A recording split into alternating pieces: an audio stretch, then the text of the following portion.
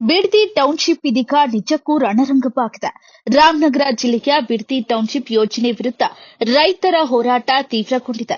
ಯೋಜನಾ ವ್ಯಾಪ್ತಿಯ ಮಂಡಲಹಳ್ಳಿ ಗ್ರಾಮಕ್ಕೆ ಜಿಬಿಎ ಅಧಿಕಾರಿಗಳು ಭೂ ಸರ್ವೆಗೆ ಆಗಮಿಸಿದ್ದಾಗ ಗ್ರಾಮಸ್ಥರು ತೀವ್ರ ವಿರೋಧ ವ್ಯಕ್ತಪಡಿಸಿದ್ದಾರೆ.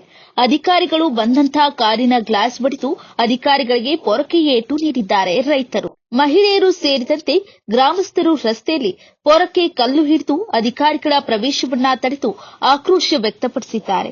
ಯಾವುದೇ ಕಾರಣಕ್ಕೂ ತಮ್ಮ ಭೂಮಿಯನ್ನ ನೀಡೋದಿಲ್ಲ ಎಂದು ರೈತರು ಪಟ್ಟು ಹಿಡಿದಿದ್ದಾರೆ. ಪ್ರಸ್ತುತ ಪ್ರದೇಶದಲ್ಲಿ ಉದ್ವಿಗ್ನ ಪರಿಸ್ಥಿತಿ ಮುಂದುವರೆದಿದೆ.